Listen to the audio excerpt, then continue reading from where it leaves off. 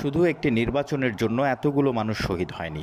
দেশে আগে সংস্কারের বিষয়টি গুরুত্বপূর্ণ বলে মনে করছেন অন্তর্বর্তী সরকারের স্থানীয় সরকার, পল্লী উন্নয়ন ও সমবায় মন্ত্রণালয় ও যুব ও ক্রীড়া মন্ত্রণালয়ের উপদেষ্টা আসিফ মাহমুদ সজীব ভূঁইয়া।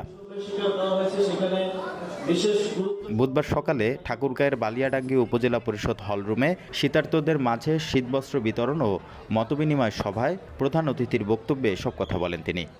এক দফার বাস্তবায়ন হিসেবে আমরা মনে করি সংস্কার কার্যক্রম অত্যন্ত গুরুত্বপূর্ণ এবং শুধুমাত্র একটা নির্বাচন কিংবা ভোটের জন্য এত মানুষ জীবন দেয়নি। প্রায় 200 শতাধিক আমরা ধারণা করছি আমাদের শহীদ এবং 20,000-এরও বেশি আহত এবং শহীদ পরিবার এবং আমাদের আহতরাও সংস্কারের কথা বলছে।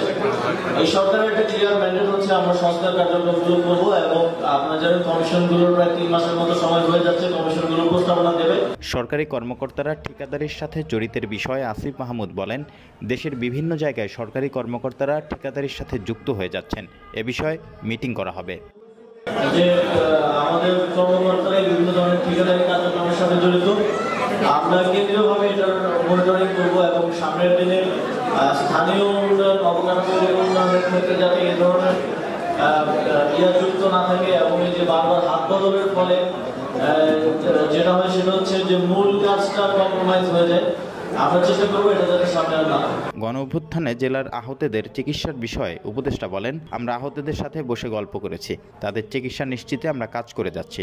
দ্রুত সময়ের মধ্যে আমরা তাদের চিকিৎসা নিশ্চিত করব। ঠাকুরগাঁও জেলার আহতদের সাথে গতকাল রাতে কয়েকজনের সাথে আমার তাদের প্রতিনিধির সাথে কথা হয়েছে এবং বৈষম্যবিরোধী ছাত্র আন্দোলনের যারা এখানে কাজ করছে তাদের সাথে কথা হয়েছে এবং চিকিৎসার ব্যাপারটা কিভাবে আরো সহযোগিতাটা করা যায় সেই জন্য যারা কেন্দ্রীয়ভাবে চিকিৎসার বিষয়টা দেখেন জুলাই শহীদ স্মৃতি ফাউন্ডেশনে তাদের সাথে আমি যোগাযোগ করানোর ব্যবস্থা করেছি। আশা করি সামনের দিনে আর এই সমস্যাগুলো থাকবে না।